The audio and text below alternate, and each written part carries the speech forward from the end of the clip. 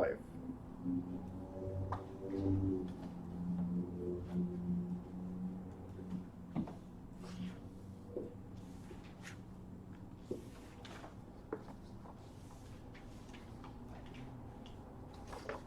Okay. So, we're going to talk about, this is the third mortgage chapter, we're going to talk about financing two primary and secondary markets. Before we start, I have a question for you guys. What are the primary colors? Red, blue. Red, blue, and red, blue. Red, orange, green, Roy, G-Biv. Red, orange, yellow. Those are the primary colors? Shanice, seriously? Yeah, that's all right. Oh, those are colors of the rainbow, right? That's a rainbow colors. Yeah, I'm sorry. It was a good try though. Yeah. I appreciate it. I give you like 3 stars for efforts. What are the primary colors? Wow. Sucks being out of class. And you worried about people not knowing these programs that we're talking about? That's how bad. Mr. Whatever. Primary colors. I have no clue. Just got out of high school. Huh? I probably did not learn that ever. Orange. Please don't say that. It's only Don't say you never learned that. It's only Red, red. blue, yellow, orange, No. green. But Red, blue, that's what I yellow. wouldn't even know. Red, blue, and yellow. I know it's three, I just didn't know that. But there's no black or white. It's red, blue, and yellow. Black and white is on the No, no, it's red, blue, and it's, I know it was another one, but. Yellow. All right. Please, no, man. Don't tell me you never learned that in school. Did we get to this point where in school they don't teach that? Let me tell you, things in here have changed a lot. I know, What but we learn in our country, they don't learn in here. I came here when I was 14 years old. I got it. But this is basic stuff. But trust me, a lot of things you don't learn here. He learned, he just forgot. It's good. In high school, absolutely not. No, not high I know. school. Well, like, No, I'm when I was a elementary little school. kid, When you're a little kid, okay. When did you learn how to paint? Elementary All right. Why is it important to know the primary colors? Why am I so focused and adamant about knowing the primary colors? What do the primary colors do? Make other colors. So there has to be the primary colors, and that's where everything's originated, in order for the secondary colors to exist. Does that make sense? So my point with this was not to put you to shame, Mr. Whatever. Thank you, Olga, for giving me the answer. My point was for you to know what a primary market is and what a secondary market is. Because a primary market is where loans are originated, where it all starts. Okay, so I want you to write this, where loans are originated, where it all starts. And secondary market is where the loans are bought and sold.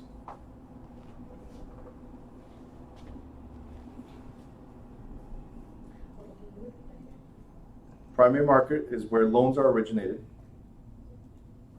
Secondary market is where loans are bought and sold.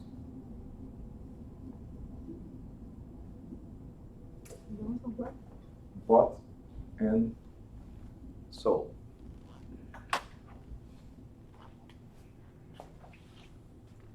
I already have somebody to mess with for the next class. Somebody just signed up and their email is Turkey Cheeks. Oh, they're gonna suffer. Right, Shanice? No, Yes. I was not talking to you. I was talking to Shanice right here. All right. Turkey Cheeks. Maybe own some business. About Turkey Cheeks. You guys ready? We got primary markets, we got secondary markets. So we're going to talk about primary market, and that starts with financing techniques. So it says here, strictly speaking, notice how I have it highlighted. Strictly speaking, a purchase money mortgage is any mortgage placed on property that is bought or purchased. So underline bought, underline purchase. Because every time you see purchase money mortgage, it's only at the time of purchase. Any mortgage obtained after the purchase, meaning you already own the property, any mortgage obtained after that is called refinancing. And we're going to talk about different types of refinancing as well. It could be a restructure of your loan, so a brand new loan. It could be a secondary loan, or it can even be a line of credit. We're going to talk about all this, right? So at the time of purchase, it's a purchase money mortgage. From there on, it's a refinance. Good? On the right-hand side, it says reverse mortgage. Did you guys ever hear of reverse mortgages before? All right. You want to talk about it real quick? What do you know about it? Yeah, William There's no Shatner. wrong answer, so William Shatner advertised. advertise. That's all you know. No, they take the equity in your house and they say that you can use that equity to make your monthly payments instead of if you're in a hardship situation. For older, I guess it's for seniors over the age of 62 or whatever. Absolutely. So here's the thing. A reverse mortgage is one in which regular monthly payments are made to the borrower. Make sure you underline, made to the borrower. It's not you making the payment to the bank, it's the bank paying you. Now, I'm pretty sure everybody would like to have a mortgage like this, where the bank pays you, right? But this is based on the equity the homeowner has in the property given as security for the loan. Who qualifies for it? As Shanice was saying, it says a reverse mortgage allows senior citizens, make sure you highlight and underline, put stars, allows senior citizens on fixed incomes to tap the equity buildup in their homes without having to sell. Because this is what you have to think about. When you retire, you have Social Security. If you have nothing else to retire with, then you're stuck with Social Security only. And Social Security could be $800 a month. What are you going to do with $800 a month in New Jersey? You go to Ron's 401k? Your own 401k? Terrible. You can't depend on Ron's 401k. Or Shanice's 401k. Exactly. All right. So here's the thing. They are limited. They're on fixed incomes. So what we say to them, not as realtors, but what we say to them when there's this type of mortgage is, hey, I know you're on fixed income. Instead of paying the bank, let the bank pay you, right? How do we do this? Well, you've worked hard over the years to pay off your home. Now let the home pay you off. You guys understand? The problem with this, they're tapping to the equity. They're juicing out the equity of your loan. So the problem with this is that the loan accumulates interest and is eventually paid, usually from the sale of the property or when the owner moves out or dies. So either way, you're moving out, right? You're not keeping the house. Your heirs are not keeping the house. This is what you need to understand. When somebody asks you about reverse mortgages, Mr. or Mrs. Homeowner, just remember, it is great to help you now, but it's not something you're going to pass along to your heirs. And I'm stressing this because I had a student, 73 years old, and she started crying when I started talking about this. And I'm like, what's going on? Like, I thought, I don't know, what did I say something? Did I do something? Right? Because I know sometimes I can push you guys' buttons, right, Shanice? Yes. Every day. Every day about that 401k, I know. Yes. It's worth crying about, though. But this lady, I did not know what I was, like, what did I do? I see her crying, like in the middle of class, like I had to stop, like, what's going on? And she goes like, I wish I'd known this before. Wow. Because I'm in a reverse mortgage. So my kids don't get it? Nope. They don't. So there's no way to get out of it once you're in it? As long as there's still equity left, you might be able to sell the property or get into a different type of loan. There's always an exit clause to it. Right. But they limited you so much that most people don't even see the exit clause. It's like going to the gym. Can you get out of a gym contract? You can. But you have to have a really good excuse to get out. Here is you have a certain time frame to get out, you have certain conditions to get out. And if there's no equity anymore, then You're not getting it. You have to either sell the property, or when you die, the bank takes the property and then sells it and recuperates their money. You guys got it? So, can people get into it? Is this a great program? Yes, it is. For the people that understand what they're getting into. Last week we talked about fixed rate mortgages, adjustable rate mortgages, interest only mortgages, right? Adjustable rate, I told you, was short term. Interest only, short term. Are these great programs? Yes, if people understand they're not a lifetime loan. What I'm trying to say is all the programs out there are great for what they're intended. Does that make sense? The problem is nobody explains, nobody sits down with the clients, just like you guys with the houses. You don't sit down with the clients and be like, hey, you want to buy a single family? Let's buy a single family. It's commission in my pocket. I don't care if it's going to hurt you or not. I care about commission in my pocket. Isn't that what realtors do?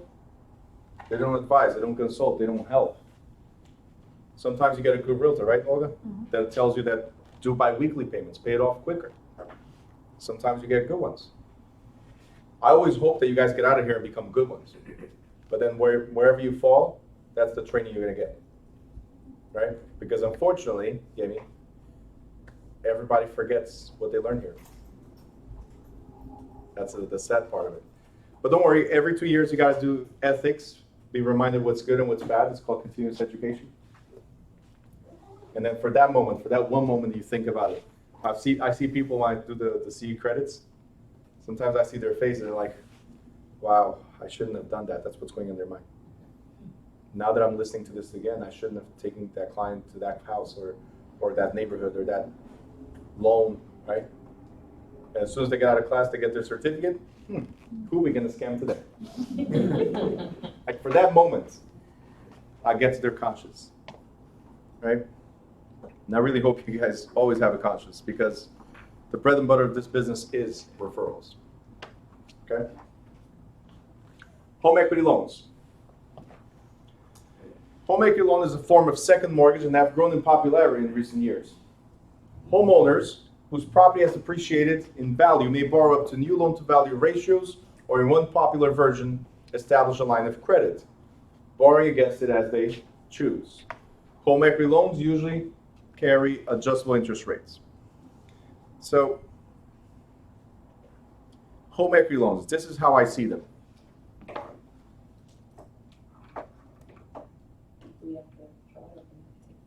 Yeah, whatever you want. This is going to be easy. Home equity loans. That's how I see them. Hell. Because you have a first mortgage, then you're going to get into a second mortgage. If it's already bad enough for you to pay your first mortgage, imagine getting a second loan that you have to pay until the end, right? Let's say you have $100,000 equity. If you borrow a second loan, that second loan usually higher interest rates. Being higher interest rates, higher payments. Now you got two mortgage payments. Good so far? Both of them, you have to pay until the end. So is a home equity loan good? Most of the times, no, depending on what you're using it for. Are you cashing out in order to buy another house? Sure. And that house is going to pay for it? Then they might be good. If you're cashing out because you think you deserve a vacation or a new car, then they're bad. You see what I'm saying? If you're cashing out because you're having trouble paying the first mortgage, then it's definitely bad. And all these situations happen. I know somebody that took a line of credit to do a surgery. And it was not a needed surgery, it was cosmetic surgery. Tap into your house to get a cosmetic surgery? You see what I'm trying to say? But anyway, to each his own. I wouldn't do it. But what I do like about equity, because that's why we pay our houses faster, what I do like about equity is HELOC. Now, HELOC is a home equity line of credit. So being a home equity line of credit, it's similar to a credit card. And you can treat it as a credit card. So instead of getting a $100,000 loan, get a $100,000 credit card. What's the advantage of a credit card versus a loan? A loan, you have to pay it back in full. A credit card, you borrow what you need and you pay back on what you borrowed. So if you only need to borrow $10,000, right, then that's where you tap into. If you need to borrow $30,000 or $40,000, then that's what you tap into. And guess how much you have to pay back? Whatever you took out plus small interest. In a home equity loan, you take the full amount and you pay back the full amount. There's no flexibility. The other thing we're going to talk about home equity lines of credit in a little bit is that they're open-ended mortgages. Just like credit cards are open-ended loans. Meaning, you pay back, and guess what? You can borrow again. You pay back, and guess what? You can borrow again. You guys understand? Home equity loan, you pay it until the end. Home equity line of credit, you borrow as you need, you pay back what you borrowed, and you can borrow again. As long as the line of credit is available. You guys got it? Yes? It's a method that a lot of investors are using today. They buy houses cash at Sheriff, and then they get a HELOC right after. So they get all their money back if they want and move on to the next property. And once that property pays off the first HELOC, guess what you can do? Borrow again, and again, and again. And you build wealth by doing it this way. Okay? Anyway, just a few ideas for you guys to remember. Credit card. All right, next. It says the homeowner who's selling one residence and buying another may find it necessary to purchase a new home before the closing date on the present one.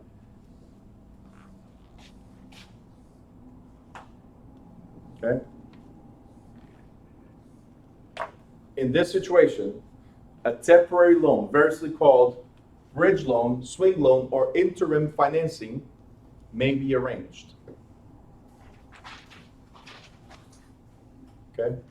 Bridge loan, swing loan, or interim financing. My question is very simple. What is a bridge? Something you have to cross over? Or it helps you? You don't have to. Oh, yeah. But it helps you cross over. You don't have to, but it helps you. So a bridge connects 2 points, and it helps you cross over. In this scenario, we call bridge loan to a loan that helps you cross over from the sale of your property to the purchase of another. Because, listen, I'm going to put an offer on Nathan's property right now. But Nathan, my offer is contingent, you guys remember subject to? It's contingent or subject to the sale of my house. I'll buy yours if I can sell mine, right? But I also told you that he has an exit or kick out or knockout clause. We talked about this in that chapter, right? And what is the exit or kick out clause? It's simply, Bruno, right? That's what you're going to tell me. Say, Bruno, listen, it's been 6 months. Are we closing or are we not closing? I can't wait forever on you to sell your home. I need to move forward. Does that make sense? So when you exercise your option to exit the contract, right, I have to either step up or back out. You guys got it? If I want to step up, then I get a bridge loan that will help me bridge that gap between the sale of my house, which is almost done, and the purchase of yours, which you're rushing me into. You guys got it? The problem with these bridge loans is that usually they're interest only and they're intended for no more than 6 months.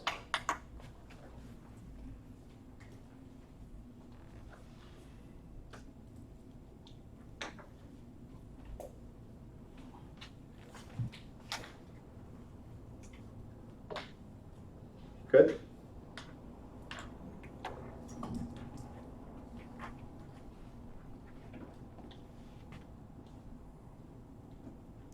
We're going to skip shared equity. We're going to go to package mortgage.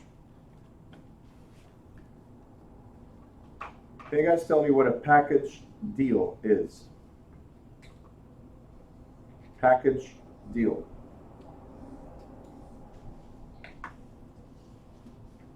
Okay. Have you guys ever been to McDonald's? Burger King or something? Sorry, maybe what you say? It's like 2 for 1, right? is when they're packaging, like you're buying the burger and they go like, hey, would you like fries and Coke with that? You're gonna save, right? There's a package deal, a menu, right? Here, a package mortgage is when you buy more than one thing with a house. It's the structure itself plus personal items, like all fixtures, appliances on the premises. You walk into the house, and that house, you find there's a lot in condos where it's already staged for you. You have the furniture, you have the refrigerator, the stove, everything is amazing. Forget my furniture, I want to buy the house exactly as it is, right?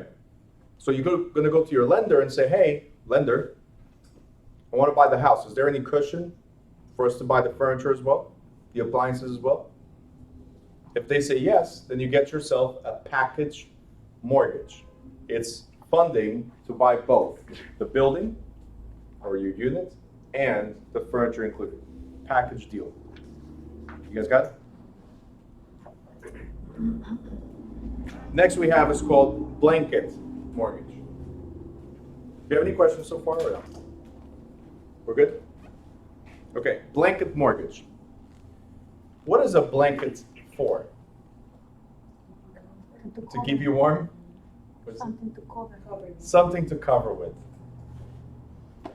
Keep you warm. Yeah, absolutely. So blanket mortgage, Ron, covers, that's what it does, covers more than one parcel or lot and is used to finance subdivision developments. Okay? So blanket mortgage, I want you to underline or circle blanket, and I want you to underline subdivision and underline or circle parcel or lot. It's not a regular mortgage, it's only for this type of deal, subdivision or development. Do you guys remember, I know it was a long time ago, it was Thursday, so you might not remember, alienation clause or due on sale clause, resale clause, it means the same. We were talking about assuming a mortgage or buying subject to, and right after we talked about alienation clause. Good. So the weekend was great. Now, alienation clause. Don't bring aliens to the land. Somebody that's not part of the contract should not be here. As soon as the lender finds out that somebody took over the property, the lender has the right to exercise the alienation clause, which is pay me now. Okay? What do you think happens, right, when there's a subdivision?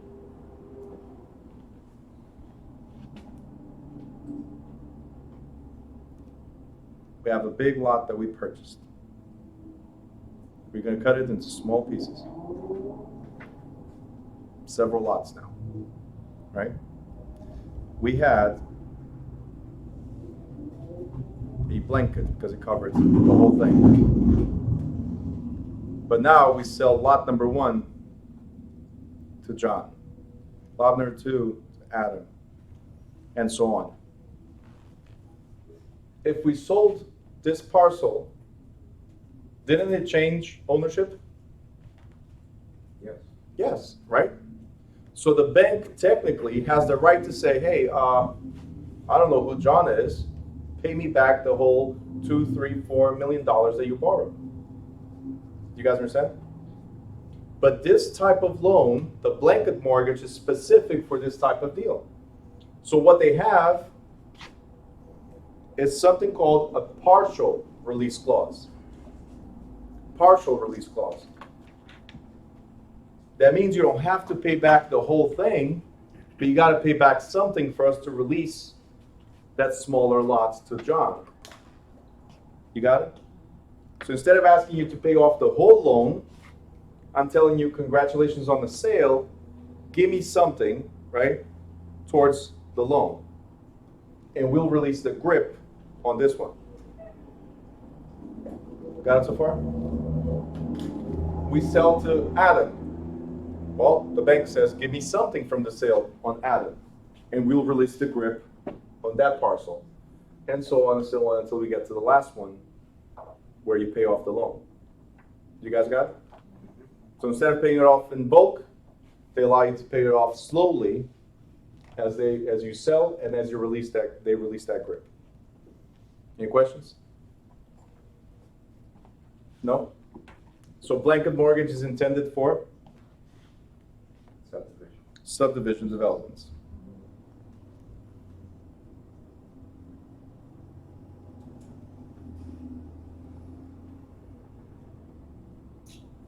Next, we have wraparound mortgages. Now, who can tell me what wraparound means? Forget mortgages.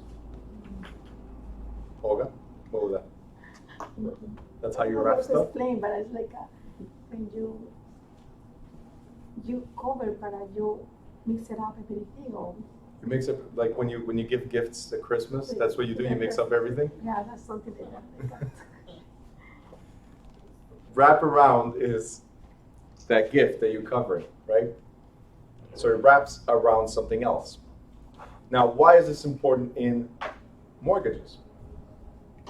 Let's say, Olga, you want to buy the house, my house, but you don't have a way to get financing from the bank.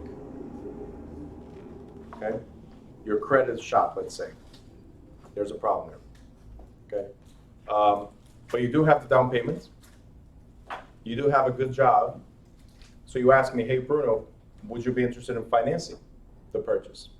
So this would be a type of seller and buyer arrangement, seller financing. Good so far? Yes? Great.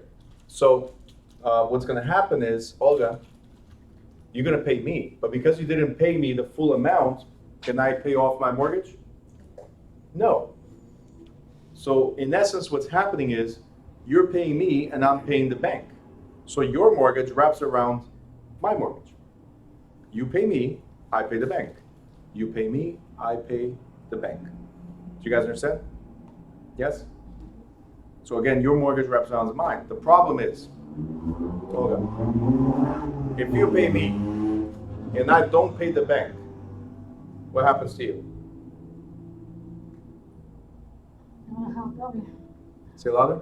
I'm gonna have a problem with the bank. I mean, I have to. You're going to have a problem with the bank? because No. I don't pay, right? You're not going to have a problem with the bank. You're just not going to have a house. Yeah.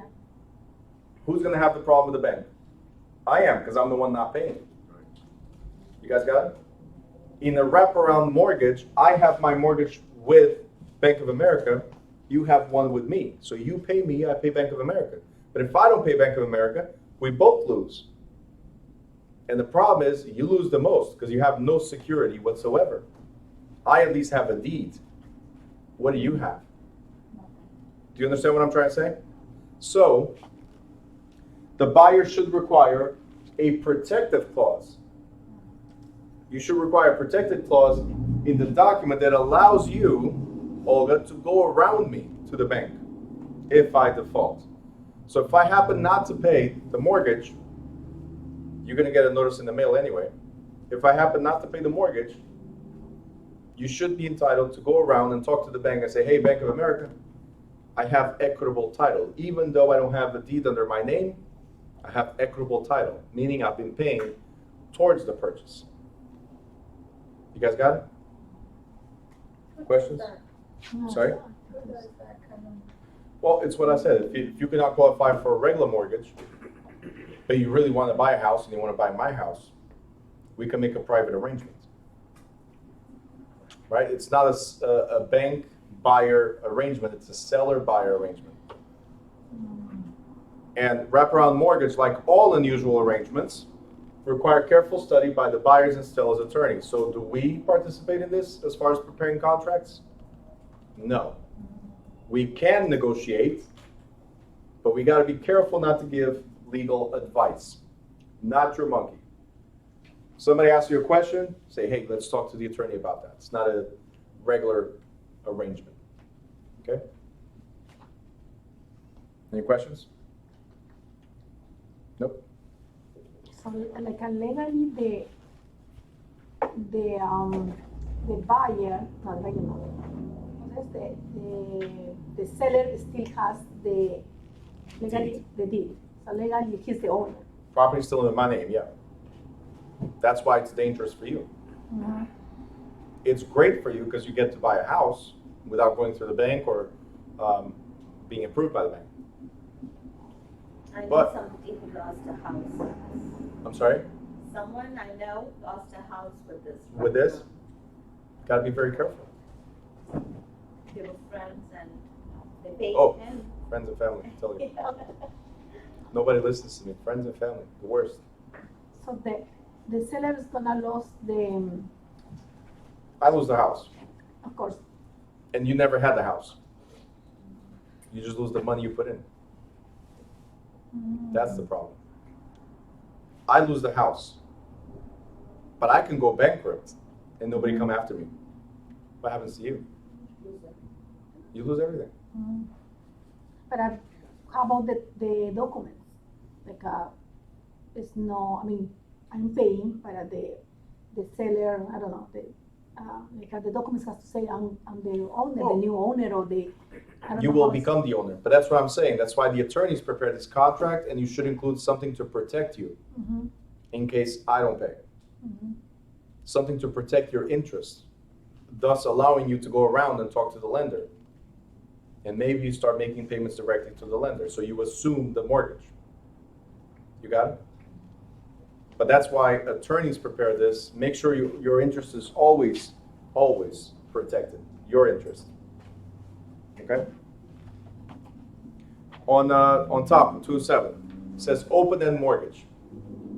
Right above open-end mortgage, I want you to write HELOC, HELOC.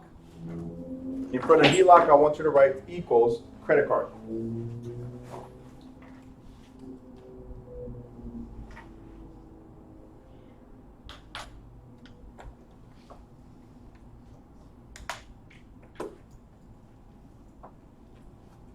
We already talked about this. This is where you get to borrow money, pay it back, and borrow again, and pay it back, and borrow again.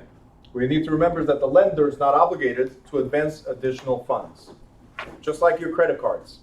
Can the lenders reduce the limits or cut off the card altogether?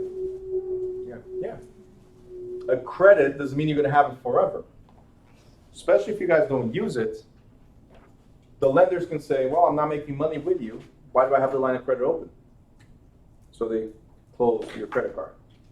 So a lot of people think, I got a credit card, $10,000 limit. Great.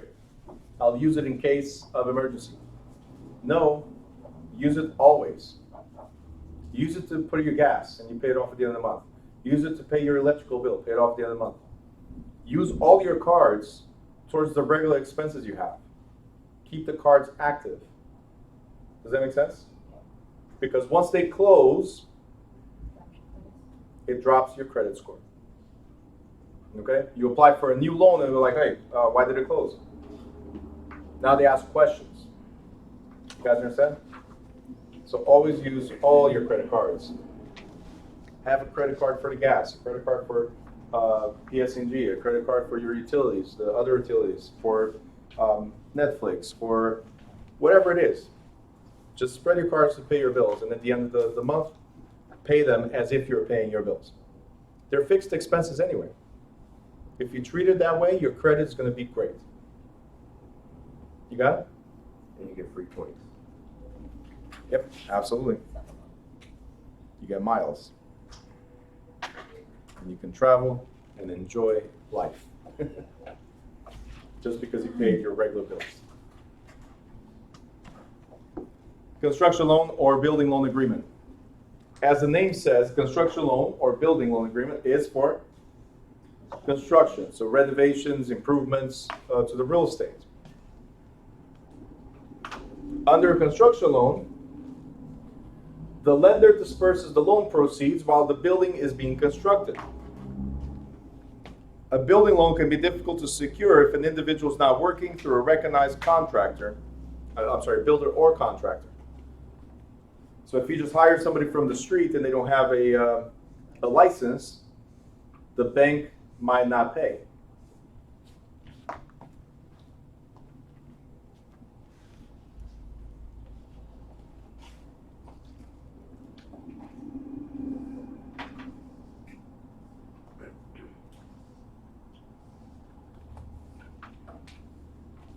Now, payments are made from time to time to the general contractor or owner for the part of the construction work that has been completed since the previous payment.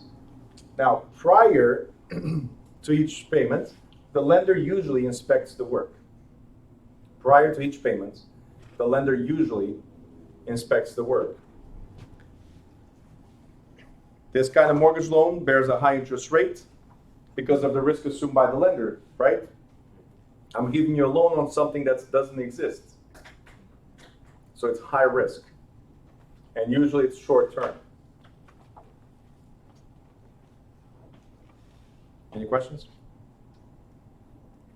Construction loan or construction remodeling, they're short term, high interest rate loans to guarantee the lender. Okay? The next type of loan we have is the sale-leaseback. Sale-leaseback arrangements are sometimes used as means of financing large commercial or industrial plants. The land and building used by the seller for business purposes are sold to an investor, such as an insurance company. The real estate is then leased back by the buyer to the seller, who continues to conduct business on the property as a tenant. The buyer becomes the lessor, and the original owner becomes the lessee. So as the name says, sale and leaseback. I sell to you, but I become your tenant. You buy from me, but you become my landlord. So we just kind of like trading places. You guys got it? Sale leaseback. Why would I do this? Because this enables a business firm, for instance, right, to tap into the money they have invested in the plant and free that money for working capital. Let's say I'm a manufacturing company. I need newer machines. It's either I pay the mortgage or I pay for the machines. I need better employees, so I don't have money for salary. I need money for marketing. Whatever the reason might be. I have equity in the building, so let's sell the building and stay as a long-term tenant. I still get to conduct my business, which is what pays me, right? And just like reverse mortgages, I get the reward of the equity I build up over the years. You guys got it? I lose the building, but I still conduct the business. Questions? You were coughing. Are you okay? Yeah, just choking.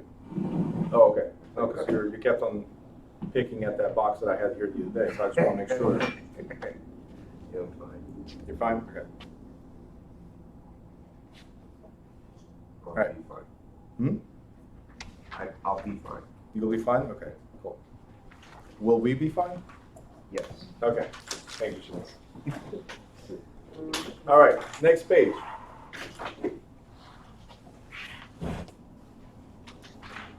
It says several seller and buyer arrangements. These are private arrangements. This is creative financing, because conventional financing is you going through the bank, right? Here, it's seller and buyer arrangements. So it's between me and the seller. We make a private agreement for the financing or the purchase of your building, okay? First one is seller financing. The seller takes back a purchase money mortgage, and the buyer receives the deed and becomes the owner in the normal way. But instead of borrowing money from the bank, the buyer borrows it from the seller, who holds a mortgage and receives regular payments. Then we have lease option and lease purchase.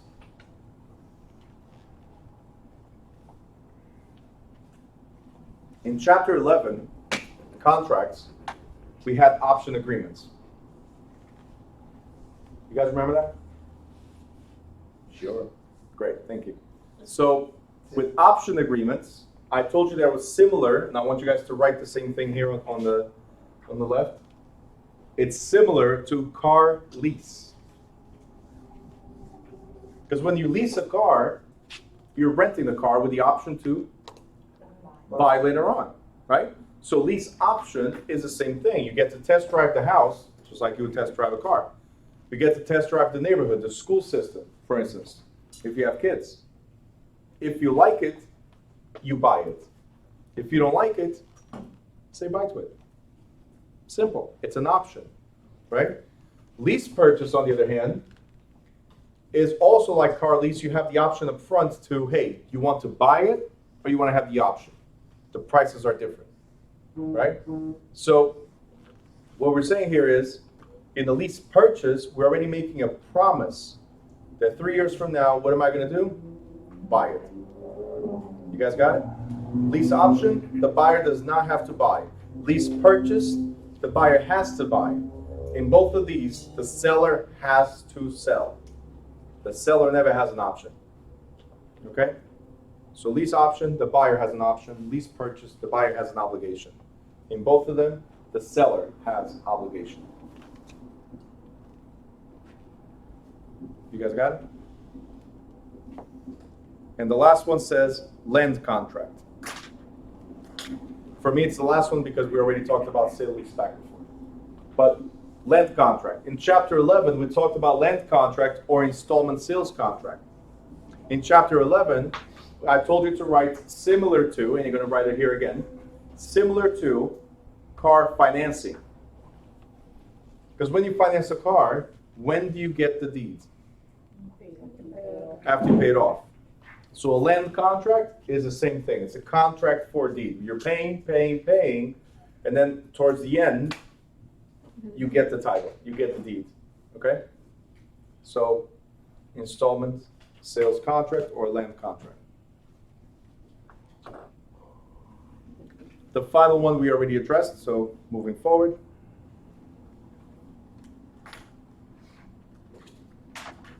It says here, sources of real estate financing, the primary mortgage market. Lenders who supply funds to borrowers as an investment. Please highlight, underline, put stars. We started the chapter saying this, and the second half of this chapter is going to be about this exactly. It says lenders may originate loans for the purpose of selling them to investors as part of what is termed secondary mortgage market. Primary market, originate loans. Secondary market, bought and sold. Okay? Now, who gives out loans? Savings and loan associations, commercial banks, mutual savings banks, life insurance companies, mortgage banking companies, mortgage brokers, credit unions, pensions and trust funds, and finance companies. That's where we can obtain loans from. Now, individuals, sellers, investors, employers, brokers, and relatives occasionally are sources for financing. Okay? Just got to get creative. On top, it says insurance companies. Now, insurance companies amass large sums of money from premiums paid by their policyholders. A certain portion of this money is held in reserve to satisfy claims and cover operating expenses. But much of it is invested in profit-earning enterprises such as long-term real estate loans. So I usually do this in every class. I'm going to do it with you guys, which is get you guys upset. Is it okay? Okay? Ron, are you okay? Your highlighter's not working? No. Yeah, Both of them now. that's the way that. It's only $50 if you want to go. Pedro will sell it to you.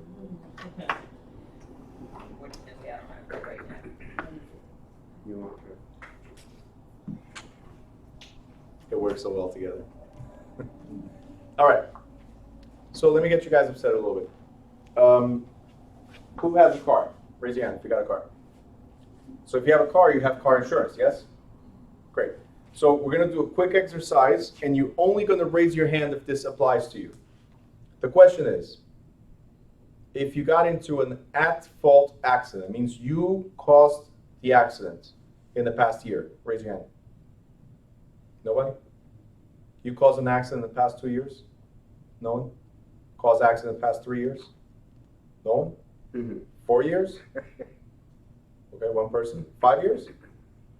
In the past 5 years, you guys did not cause any accidents. Just one person. Great. So, pliers, question. How much was the claim that you caused? We go through insurance.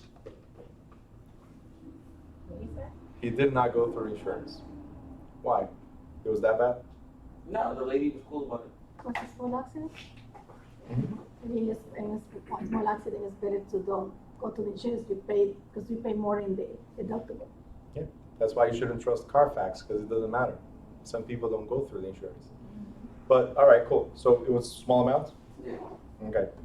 So technically, for the past 5 years, nobody's gotten, in this room, has gotten into an at-fault accident that the insurance company would pay for, right? That's pretty much what we're saying. At fault. So we have 4, 5, 6, 7, 8, 9, 10 people. Hi, how are you? Just go there. Pedro's not there? No, they're there. Hold on. Good morning, good afternoon, whatever. You work for the friend? No, just with a uniform. Love it. Perfect. Let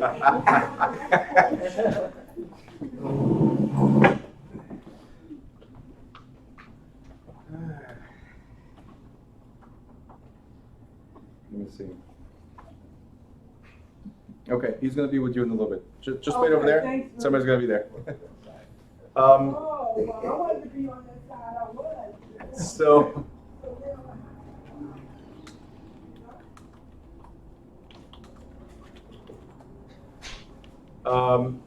So insurance companies, five years, you guys have not claimed anything. 10 people, right? I'm not even going to count myself here, but 10 people.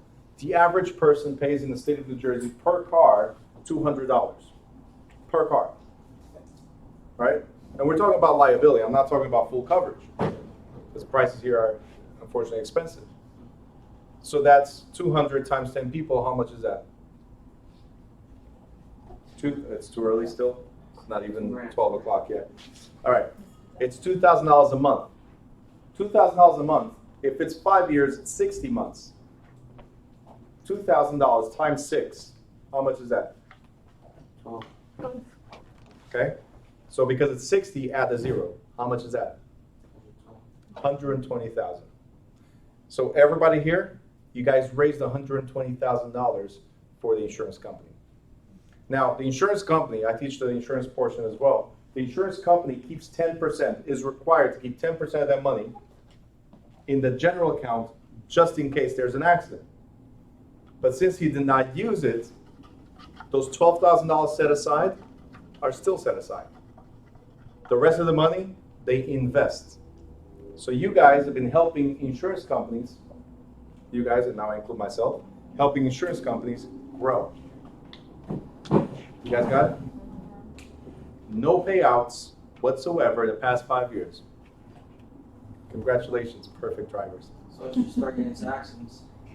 Why do you have insurance? Get into an accident, get your money. Start hitting people with bumper cars. Not the point. The point is the benefit of opening and owning an insurance company. You see my point? You want to get into real estate, you need to pull money together, right? An easy way to do it is open an insurance company. Simple. Just grab a few people. There are certain requirements, obviously. Grab a few people to get the minimum amount of money required, and you insure yourselves. Because, I mean, for the past 5 years, no claims were paid. Look at how many real estate deals we could have gotten into. Do you understand what I'm trying to say? Who wants to open up an insurance company? Yeah, but the problem is once you get into an accident, your insurance goes off. Yeah, because you're paying other people's insurance. What if it's your own? What if we make our own regulations? Just saying.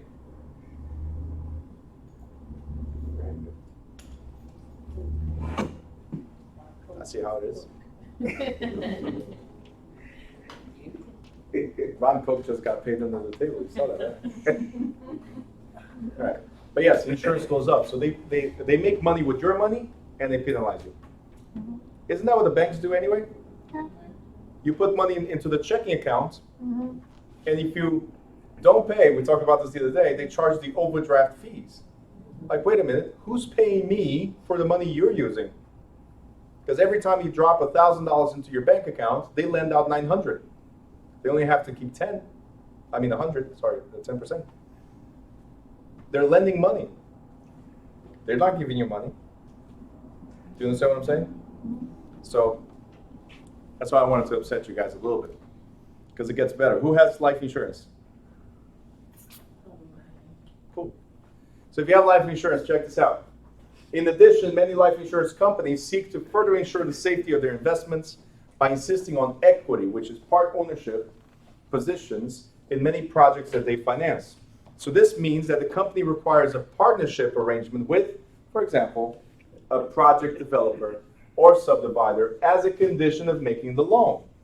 I will lend to you, ISIS, I will lend to you, but we gotta be partners.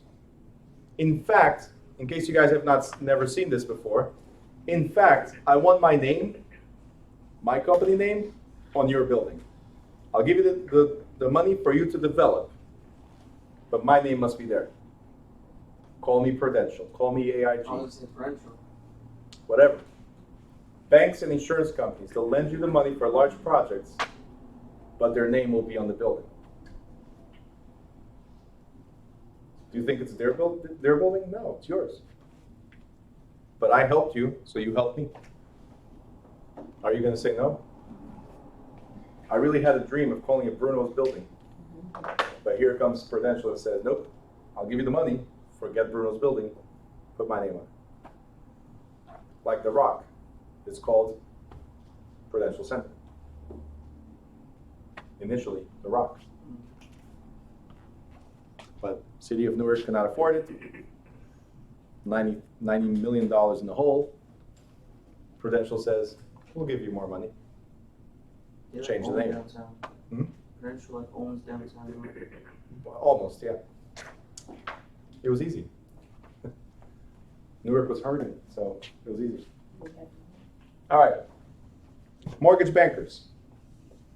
They use money borrowed from other institutions and funds of their own to make real estate loans that may later be sold to investors. I like to deal with mortgage bankers for a reason. They lend their own money. That means they're vested in you. They look at your deal, and if the deal makes sense to them, they'll lend to you. Mortgage brokers, they broker out to a bunch of people. Nothing wrong with that. But the fees are generally higher. The fees are generally higher because they have to pay outside. They're paid by outside companies, right? And I don't like to go to banks directly. And mortgage bankers are banks like Wells Fargo, Bank of America. I don't like to go to them directly. Why? Because one, they don't. I'm sorry. No, go ahead. You don't have an option. You only going through them. They can only sell whatever they have. Just like I work in insurance, but I don't work for Prudential. I can sell Prudential though. I don't work for Transamerica, but I can sell Transamerica. I don't work for AIG, but I can sell Voya now. But I can sell Voya. Does that make sense? All right, so I'm in the brokerage. You guys got it?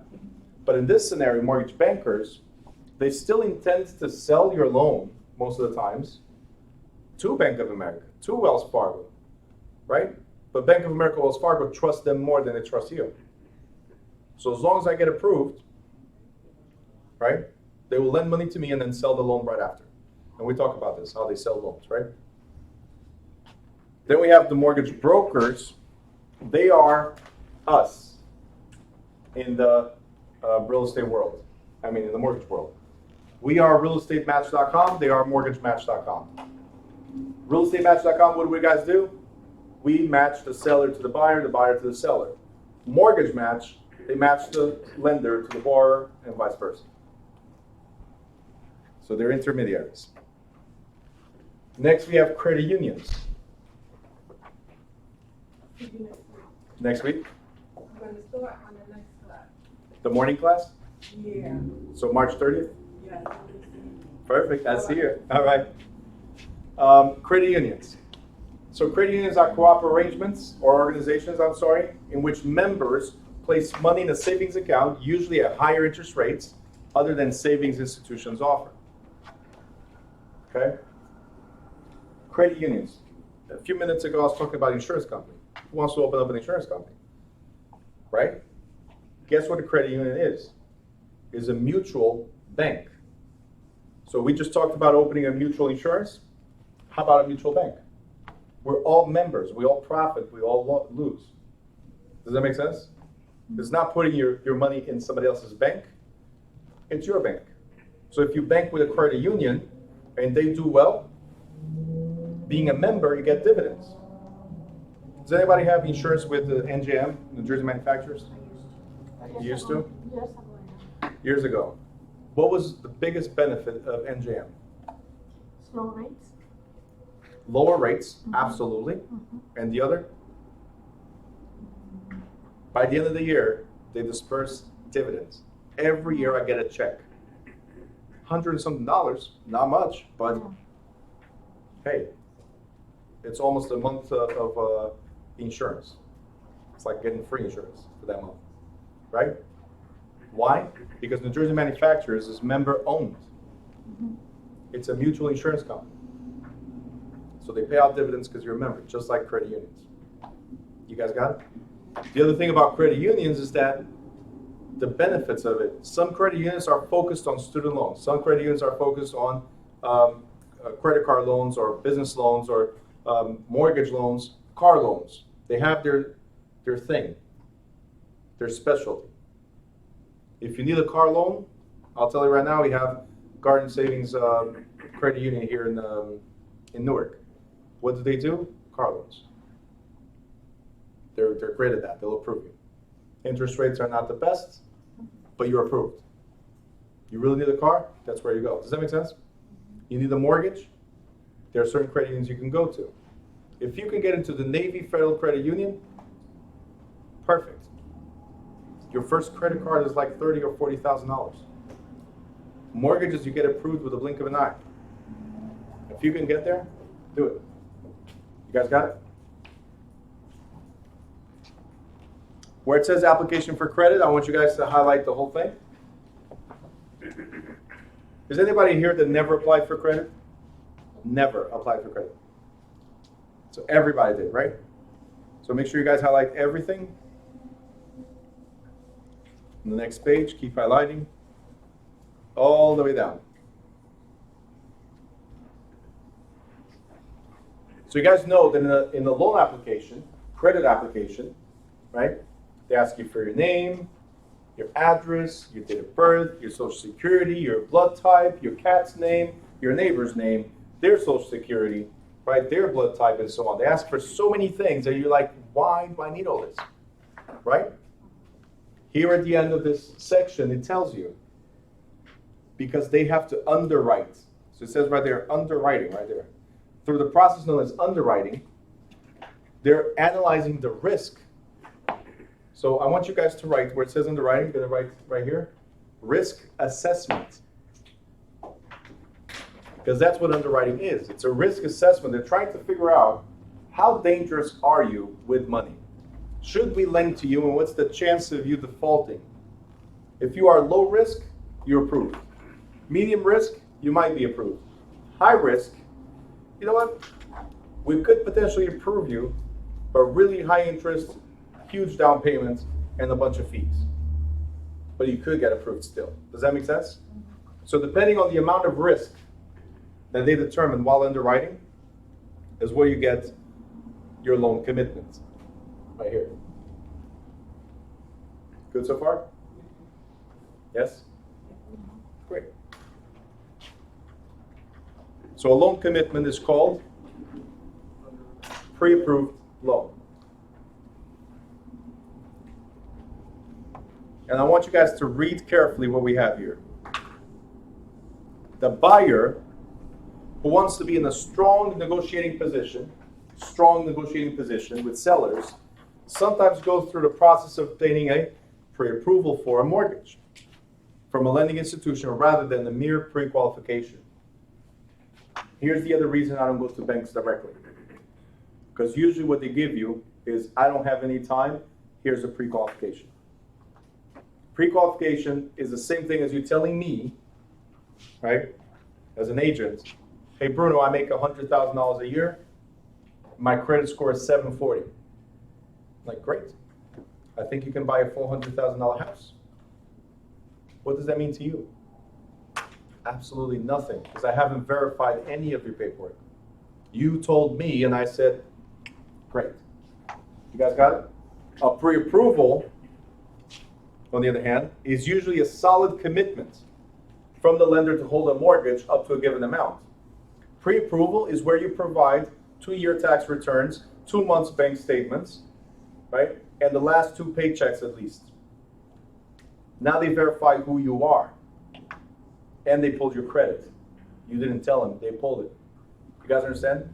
This is where they actually know your financial fingerprint, and they said, yeah, based on what we saw, you're approved to buy a house.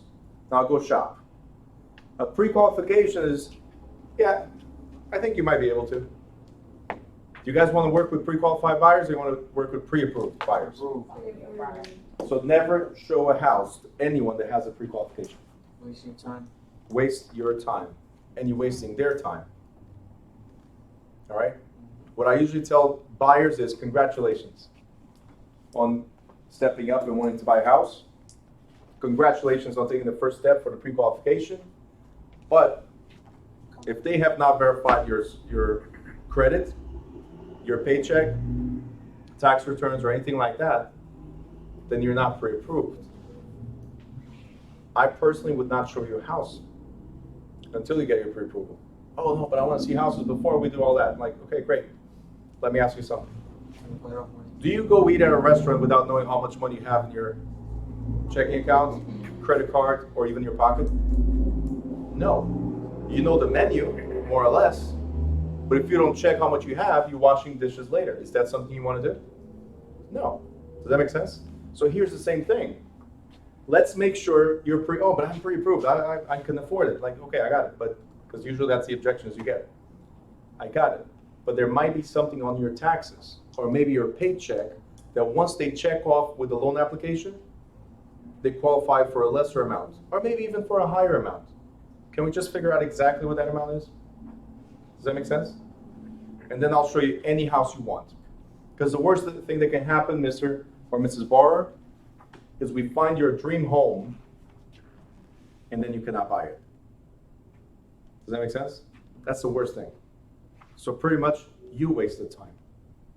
I don't want you to waste time. You got it? Because we don't waste time. It's our job anyway. Right? We don't waste time. They do. So always think about your client. They're wasting time. If you put it that way, it's always about them. They're in a position of power. The moment you say you're wasting my time, you just lost a client. Okay? I don't want to waste your time. Simple. You got it? Look what it says next. Why is this so important?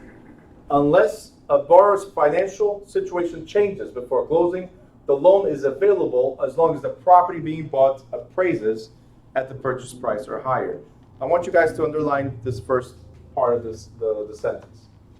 Unless the borrower's financial situation changes before closing. What does that mean? Mr. or Mrs. Borrower, congratulations on your pre-approval. You're ready to move forward. Here's the thing. You got approved based on your current job, your current debt to income ratio, meaning your credit card bills are where they need to be, right? Your loans and all that stuff. So you cannot change it. So could you please give me all your credit cards so I can shred them? Could you please give me your writing, Ron? Right? You don't write with your left? You're not a lefty? No? All right, let me break that hand, please. You know why? So you don't use your credit cards and you don't apply for new loans. Over the next 3 months, your financial situation cannot change. Don't change jobs. Don't lose jobs. Do everything, well, almost everything you can to keep your job. Does that make sense? Because what people don't realize is that among other requirements, lenders must re-verify credit and employment information at last minute before closing.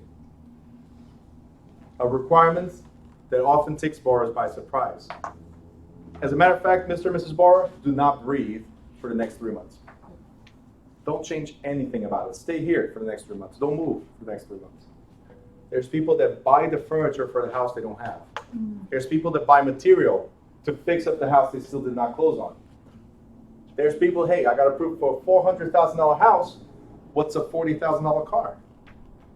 And now they get a brand new car, and they show up at your doorstep, say, hey, you like it? I'm like, no. Take it back. Take it back. Exactly. And they don't understand. Every time you change something, right, for every $60, more or less $60 of monthly obligation, you lost $10,000 of purchasing power. A $40,000 car is $600 a month, more or less. You just lost $100,000 in purchasing power. You guys understand? If you were once approved for $400,000 house, we put an offer at $380,000 at closing. What are you approved for? $300,000. You guys understand? You dropped the purchasing power. So you want to buy a car? Wait until closing. You want to change jobs? Wait until we close. You guys understand? You want to buy stuff for your house? Wait until we close. Simple, Mr. or Mrs. Barr. Simple as that. I'll coach you. I'll do my part. Please do yours. You guys got it? This section is very, very important. Next part, and I'll give you a break in a second. We got FICO credit scores.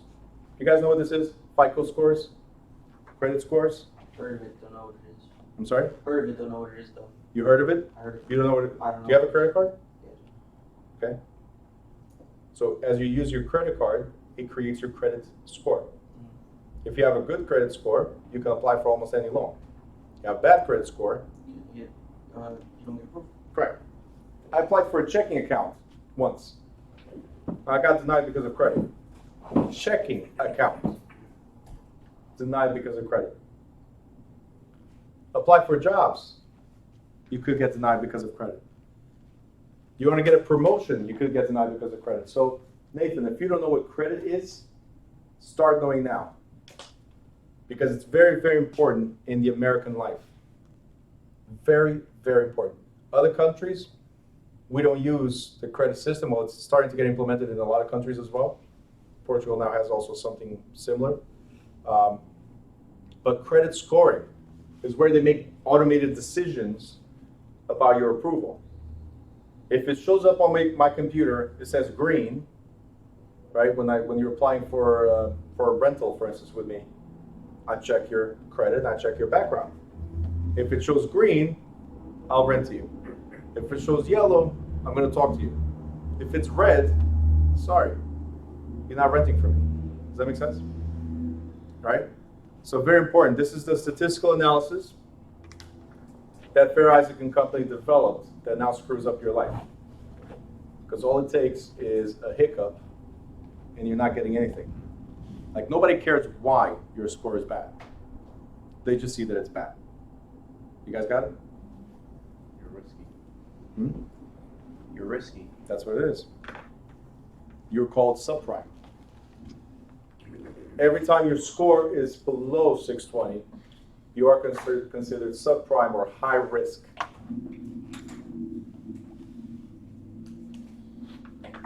Nowadays, we're back at the FHA loans with 580 scores, just like we were in 2006 and 7. But traditionally, they want to be at least 620. Okay. We're going to talk about qualifying ratios and then the break. So qualifying ratios. This is very important you guys understand. This is the reason why you cannot increase your debt while applying for a loan to buy a house, okay? It says here, with each mortgage plan offered, a lender specifies certain qualifying ratios to be applied to each borrower. A typical ratio might be 28-36, where the borrower is allowed to spend up to 28% of gross monthly income for housing expense, PITI, or up to 36% of income, including other payments on long-term debts. What are we saying here? Go back to the drawing board. The numbers were 28, 36, correct? Yes? Mm-hmm. This means 28% and 36%. So there's something called front-end ratio and back-end ratio. The front-end ratio 28% is for PITI. What is PITI? Principal, interest, taxes, insurance. We call this housing expenses. Okay, the first number is strictly for housing expenses. The second number is PITI plus other debts. So now they're going to look at your car payments, credit cards, student loans, all that stuff is now calculated differently at different levels, right? But calculated in the back end ratio. Okay? So what does this really mean? Well, if you make $10,000 gross monthly income, $10,000 gross monthly income, according to these ratios, the maximum housing, PITI, that you can afford, so the maximum that your mortgage, principal, interest, taxes, and insurance could be, is $2,800. So your mortgage could not exceed, your mortgage monthly payment could not exceed $2,800. Good so far? And 36% is your mortgage plus car plus credit cards plus student loans plus whatever loans cannot exceed, 3,600, 36% of your gross monthly income. You got it? Any questions so far? No? In the state exam, the majority of times, the only thing they ask for is the front end. So traditionally, they will say, you make $70,000 a year and you have no debts. Well, only the first number is needed to calculate. Then you have to figure out 28% of the $70,000. But because this is based on your gross monthly, what do you have to do as well? Divided by 12. Because it's based on your monthly payments. Okay?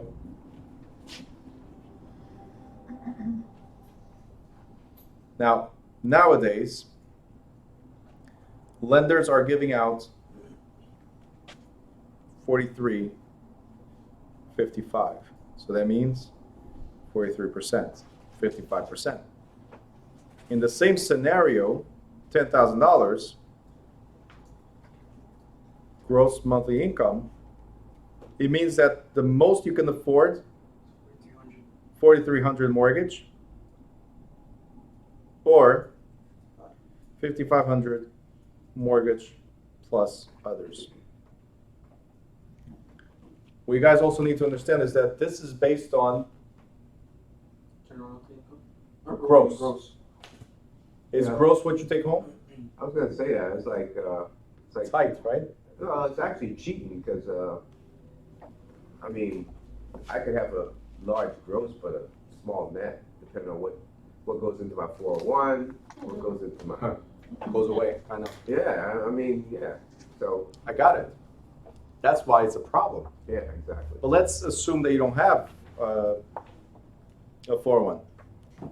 $10,000 minus whatever it will be. Let's say it's $2,500. Let's say towards the deductions, right? How much you take home? 75. Okay. Let's say this is net. Okay. Simple math, right? Minus the $5,500 to pay for your car and loans and the house, how much are you left with? $2,000 to eat, to pay for electricity, for gas, right? And essentials for the house. Forget having kids. You're done. You see my point? The bigger this number is right here, the worse it is. But right now, guess where we at? We're giving out loans at 580. We're giving out loans with these type of ratios or even higher sometimes. I've seen as high as 57.63. That's nuts. And people are going for it. There's 100% loans. There's a, are you breathing? You got it loan. We're back to those, right? So very, very careful with these types of loans. Advise your clients. Can you buy a house? Yes. But look at where you're going to be. You got it? Commission is great, but if you don't get referrals, you're going to work till the rest of your life. You're going to die trying to find new clients. Okay? Most of my clients are referrals. You got it? Yes? Okay, great. So those are qualifying ratios. We're going to take a quick break and then we're going to go into the secondary market. Okay? So 10 minutes, it's 12:20, so 12:30 we're back. Whoever's watching from home, we'll be right back.